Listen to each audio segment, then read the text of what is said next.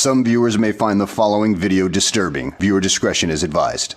Hey everyone, welcome back to Board Games Unlocked, and today I'm doing a discussion over The Fate of the Fellowship. This is the newest game by Matt Leacock, the designer of the Pandemic games. And I am a huge fan of the Pandemic system. Almost every single iteration of Pandemic I have enjoyed, ranging from base Pandemic all the way to Legacy to all their spin-offs besides Star Wars, World of Warcraft, and that really, really bad water one, Rising Tide, I think. But I have Iberia, I have Cthulhu, I even liked Rapid Response, Fall of Rome, and Legacy, season 1, 2, and 3. All of those are my are absolutely phenomenal in my opinion.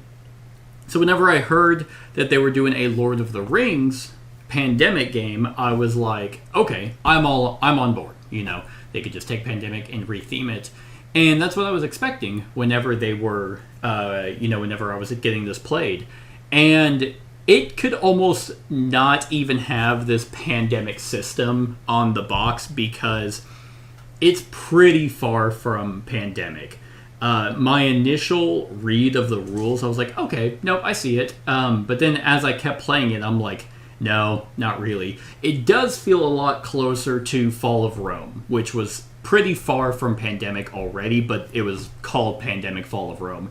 I'm glad this box doesn't say Pandemic, Fate of the Fellowship, or Pandemic Lord of the Rings or something stupid. It is pretty much its own game right off rip. Literally the only thing. If you're a fan of Pandemic, then, you'll most likely like this. If you're not a fan of Pandemic, then I would recommend you give this a shot as well, because the only thing that it pretty much has in relation is its deck system. In the sense that, and also its kind of turn structure. You have 4 actions on your turn, and then after your turn, you draw 2 cards from a deck that is layered with, the Sky's Darkened cards. And then you draw cards from the Shadow deck, which is how troops move and how they're placed on the board and things like that. But other than that, there's no there's no outbreaks. It's not like these little enemy shadow army meeples. It's not like once there's 3, then they outbreak and all that. Nope, there can be 30 in one spot if you're unlucky enough. You can carry a bunch of troops with you to help fight them or to go and fight them. There's no spreading things. The way the orcs and the Uruk-hai and all of them move is very clean in the way that the system works. So I have had a fantastic time with this game. Now, I will say, let's go ahead and talk about the negatives. Because there's not really that many, but there is a massive one that does alter my enjoyment with this game. And I had heard a podcast talking about this issue, and I was like, well, that was before I had played it. And whenever I was setting it up, I'm like, no, I don't think it's going to be a problem. It is. And that is the fact that this board is way too small for everything that you are doing. It gets so crowded with shit that it becomes extremely fiddly.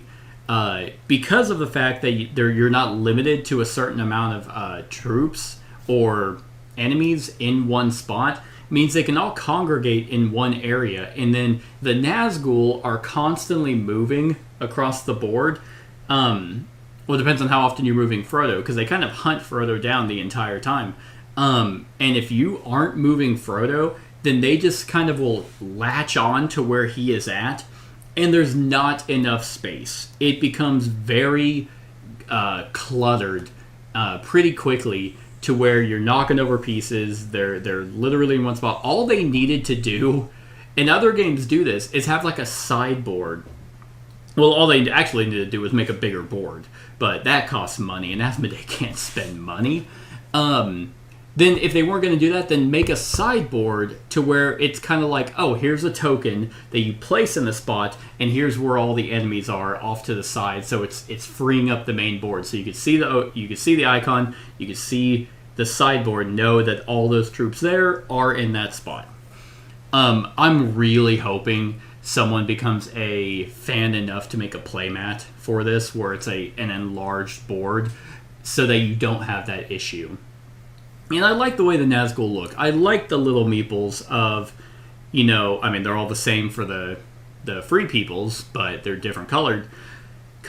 But at least they're a different model. I much prefer that over cubes. But the fact that they're tiny doesn't make a difference. There's so many times where things are just meshing into one that it becomes a mess of trying to actually play the game or look for where things are at, because you had to cover up words, you had to cover up regions.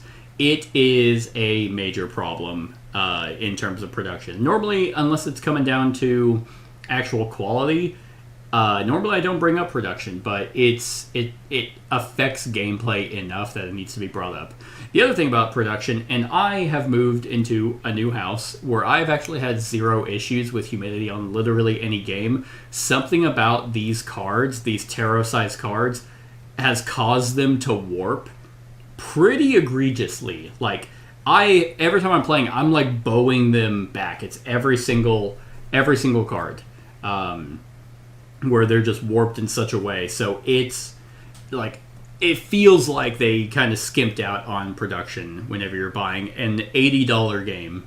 So that's extremely frustrating.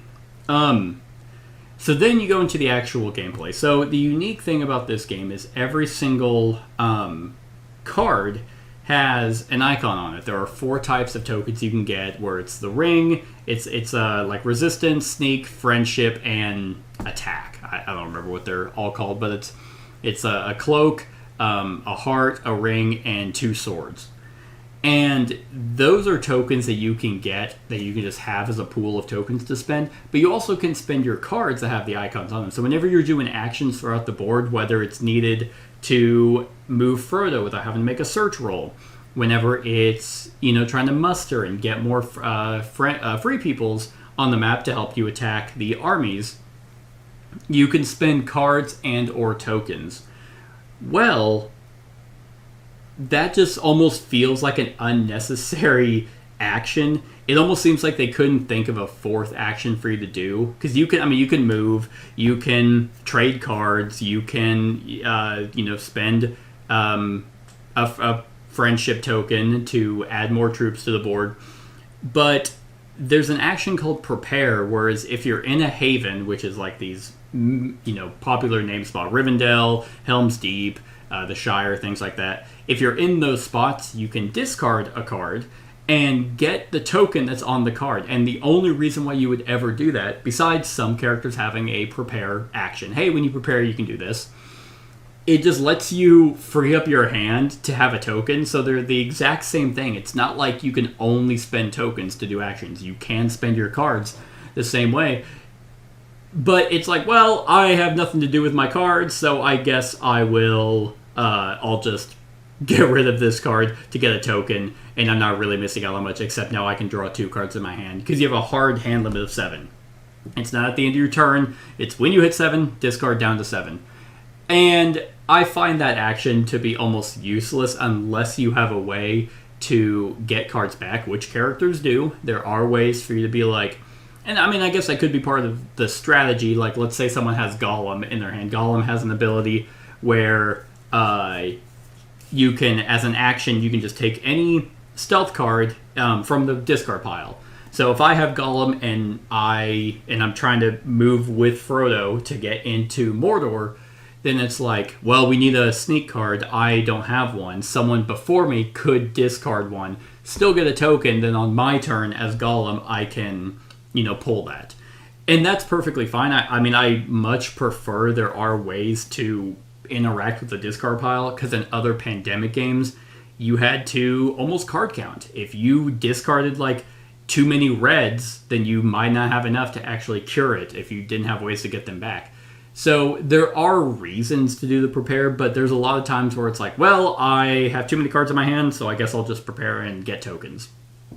And then that's not even really a negative. It's more of just kind of like I wish there was a different kind of action. It works, it's fine. My only two big negatives are the board size and the card quality. Now, let's get into the positives. This could not be a more thematic Lord of the Rings game. And because Lord of the Rings, the trilogy as a whole, is the best trilogy ever made, and they're my absolute favorite movies. For the record, Fellowship of the Ring is my favorite between the three. There's so much theme that you can pull from this because, one, the objectives that you get, that you're aiming to do, are all thematic. The actions that your characters have and the characters in the game, which there are this many in the game, is all thematic. It just, when you can play this, put on Spotify and play the Lord of the Rings soundtrack, it's amazing. Is it the best Lord of the Rings game? It's up there. Like, if you are wanting kind of that full Lord of the Rings experience where you can really kind of get into the immersion of what you are doing, it's up there. Now, it's enhanced because it is a cooperative game. I would still probably argue that War of the Ring is the better Lord of the Rings game, but it's also a 1v1. And the reason why that one is kind of above it is because it has kind of like a what-if scenario, where there's like things that you can do in that game that are like, oh, what if this happened in the lore? Here, you're getting a lot of stuff that ends up being exactly what happens in the book or whatever happens in the movies. And that could be also incredibly fun, too. But there are... The actions and the strategy that you're taking is very thoughtful. Like, there are a lot of forward planning. Because, I mean, when it comes down to Pandemic, there's a lot of times where it's like you're biding your time, you know, reacting to a lot of stuff while you're waiting for the scientist or one character to get the cards. Because it's like, oh, my opening hand had 4 blues in it, or whatever. It's like, okay, well, I'm curing blue. Here, they've pretty much nixed that where everyone is playing an integral role, because every single character plays completely different, which is amazing. I mean, so you have Gollum, Gandalf, Faramir, Aragorn, Legolas, Arwen, Boromir, Merry and Pippin, Éomer, Gimli, Galadriel, and Éowyn.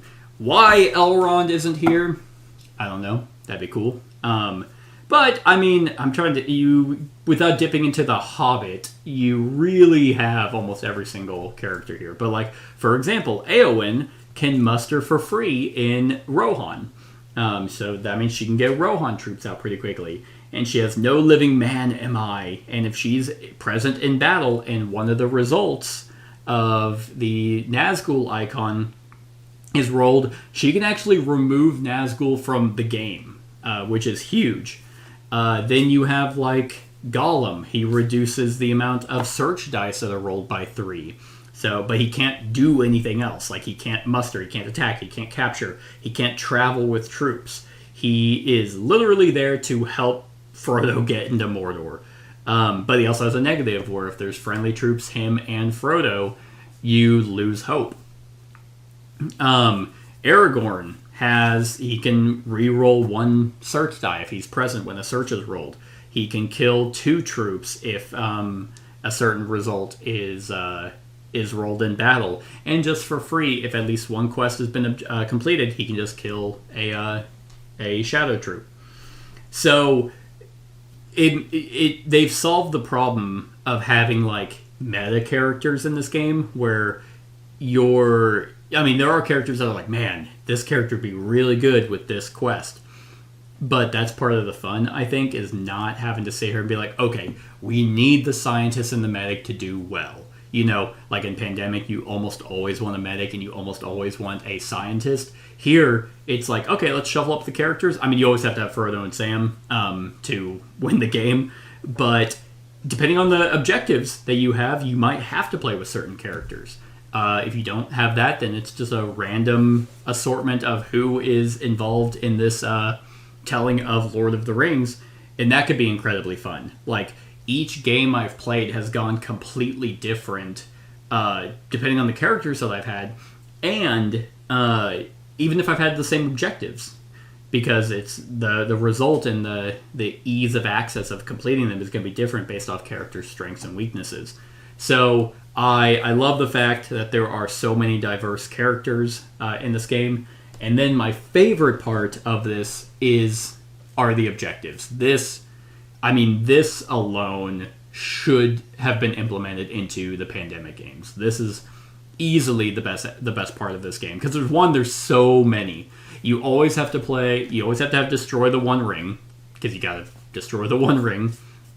But you can't do this until you've completed 3 objectives, because when you're setting up, you have this one, and you have 3 more objectives out that need to be done before you can actually destroy the one ring. And in your starting game, for example, you have Saruman, your staff is broken, challenge Sauron, and then attain the blessing of the elves. Those are the 3 you start with. And each of them are done, they have a different goal that you have to do before you can actually complete them. So attaining the blessing of the elves actually limits your elf pool, so you can only have so many out. If they're removed, you can't really pull. You might have 3 missing. But then you have to get 2 characters to Rivendell and get rid of 3 hearts, whether that's cards or tokens, to be able to complete it. Then you have Saruman, your staff is broken. You have to make Isengard a haven, which means you have to have 3 swords and no enemies in Isengard to turn it into a haven. In my very first game of playing this, I remember we got an event card, because there are events that you shuffle into the shadow deck, that had I think it was called Entmoot, and it had let you place 3 green free peoples into Fangorn Forest, and then you can move them out. So we had them go and move into Isengard, which is what happened in the movies. And it's not like we planned that. It's not like this game is like on rails where that stuff happens, but the fact that it randomly happened in our first game, where it's like, that's how Isengard got taken, that's amazing.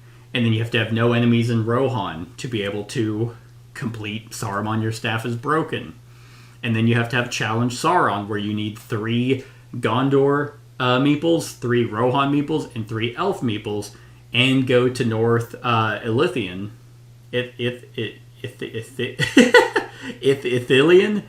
Ithilien. That could not be more of a big middle finger to anyone who has a lisp. Ithilien.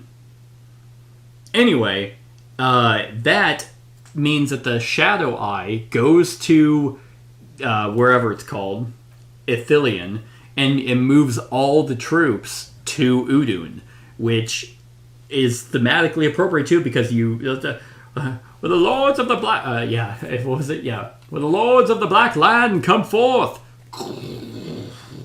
and it's like all those troops are there, which is like, oh hey, great! Now I don't have to roll for searching as Frodo to sneaking in, and then you can try to destroy the One Ring.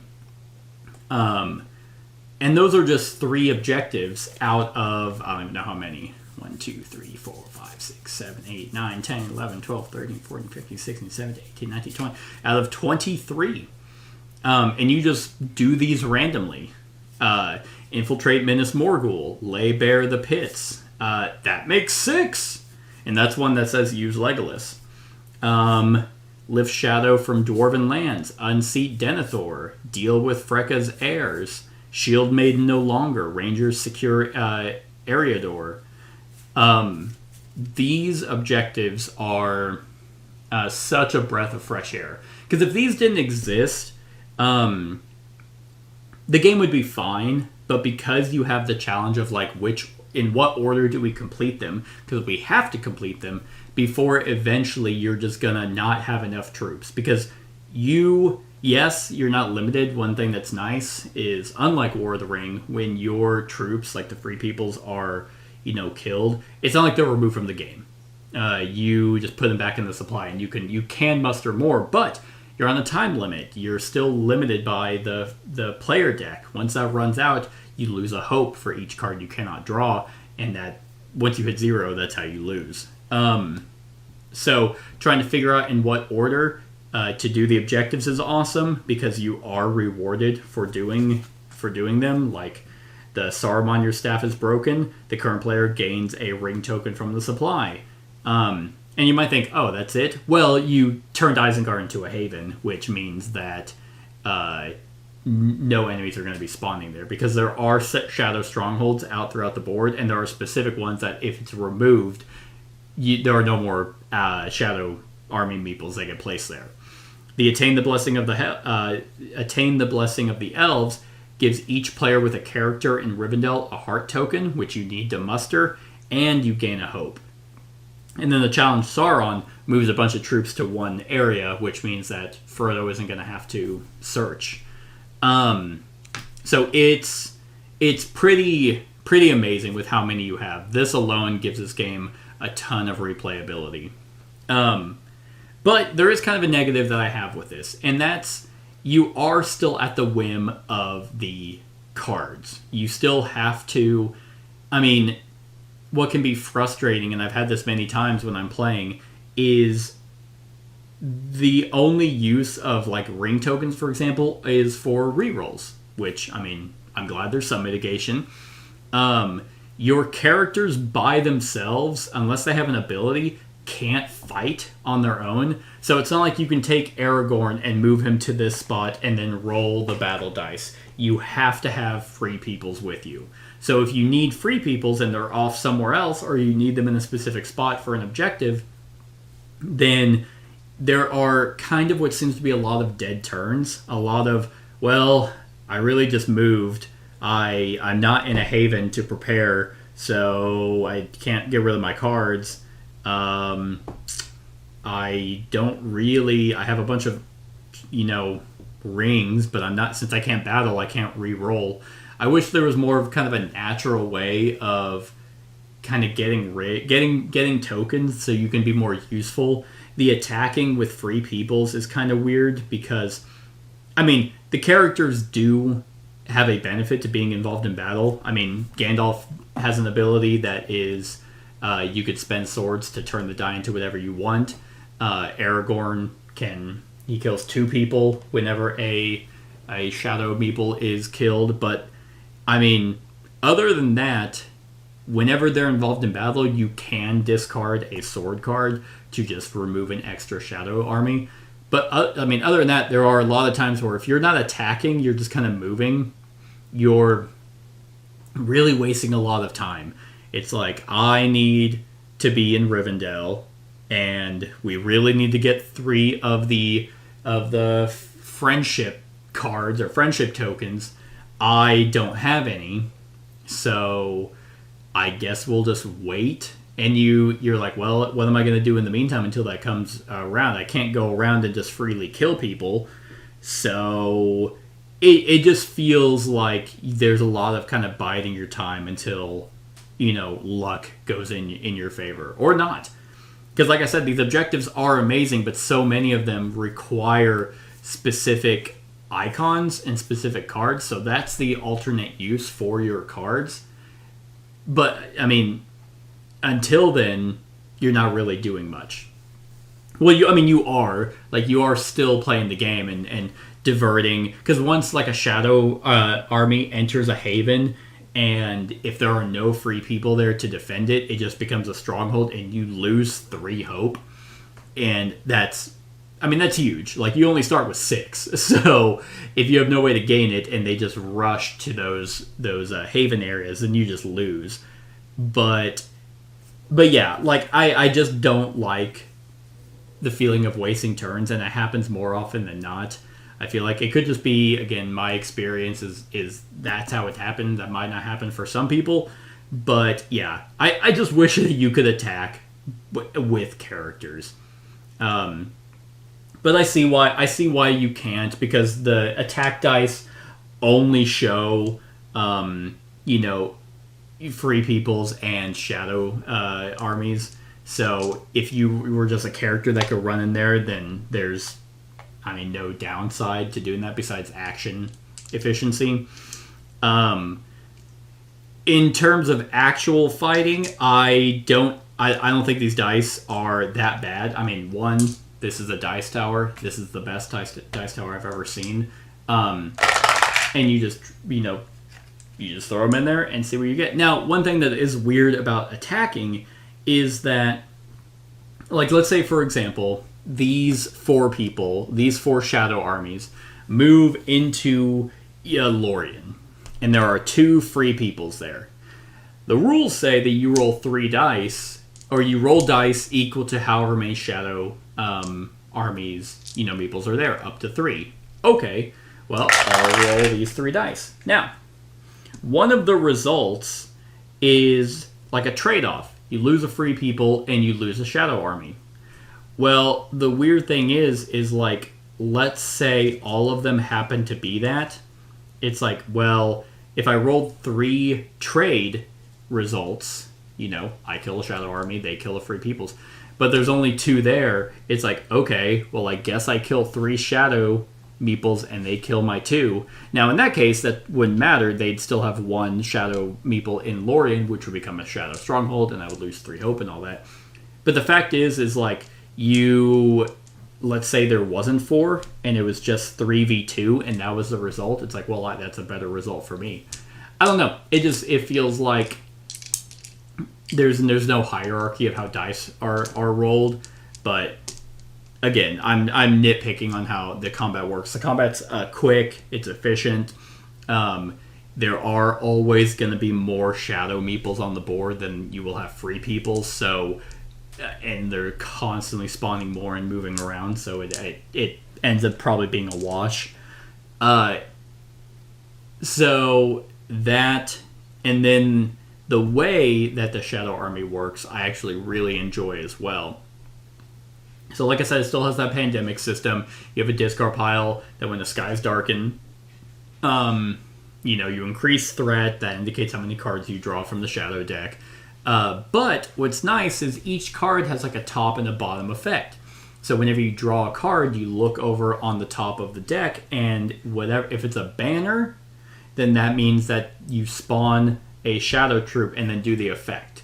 And this is where the game gets cluttered. That's when Nazgul are moving. Sometimes they will follow, where the eye is at, and if the eye never moves, then there's going to cluster in one spot. Sometimes the eye will move, but if it's already on your spot, then you do a search roll, which, again, is ways you can really lose a bunch of hope. Like, for example, if all of the Nazgul are there, which 1, 2, 3, 4, 5, 6, there are 9, I don't know why I counted, you'll only ever roll a max of 7, luckily. But the icon for this, that's actually not a bad roll, is the despair, which basically means you lose a hope. There's one that is you lose a hope unless you're in a haven. There's a blank, and there's one where the Nazgul return to Mordor. And I like that there are blanks. It's got like slip by. There's 2 blanks on the dice, so it's not like always a big FU, just because you're always kind of going to be rolling searches. So it'd be really annoying if there was like 1 blank. But that's the banner. And then if it's a flag, then that's when the armies move. And I think this is also a really clean system because there are these colored arrows that point to certain locations, and those troops will move along those arrows depending on where they're trying to get. So they don't bum rush to the Shadow Havens, but if you leave them alone, then they can really, get there quickly.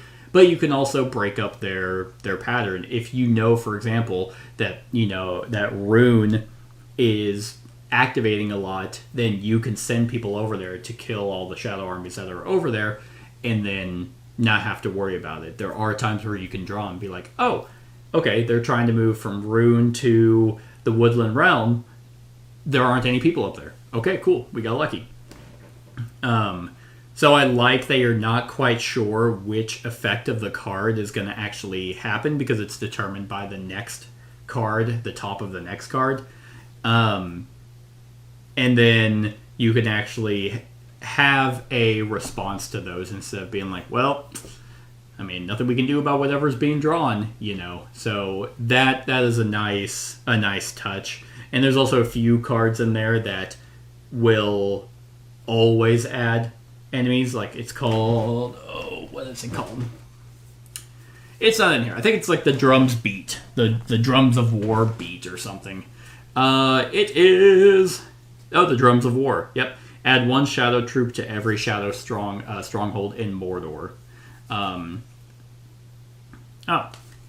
I just realized I have been literally playing that wrong this entire time. It says in Mordor.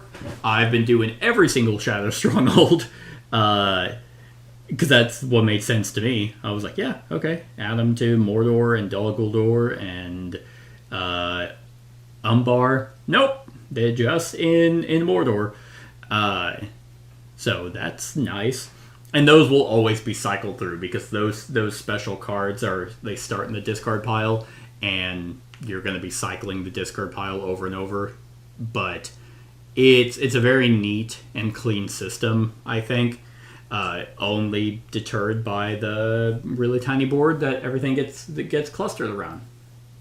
Overall, I think that this is a phenomenal Lord of the Rings cooperative game that really captures the theme of the IP that it's following, while also not making it be on rails. It's not like going through the motions of the movie. Like, yes, you have Frodo starting the Shire. He has to get to Mordor to destroy the ring. But everything around that is up to you and the objectives that you're trying to complete. Yeah. It's extremely solid. I've enjoyed my time with it quite a bit. And yeah, I can't really think of anything else. Trying to, talked about attacking, talked about muster, talked about the actions, the different characters, the objectives, this amazing dice tower that I like quite a bit. Yeah, I think that's it. So on a scale of 1 to 10, I'm going to give the Fate of the Fellowship an 8. I think it is a very good cooperative game, and that's only enhanced. Like, it's a 9 in my heart. It's a 10 in my heart because it's Lord of the Rings, and I absolutely love it. But as an actual game that has a smidgen of the pandemic system without it being just pandemic rethemed, I really, really like it. I think it could have been a 9 if this board was like 25% bigger. If the regions... because whenever you're looking at it, you can see the regions. It's not like you're looking at cards and you're like, I have no idea.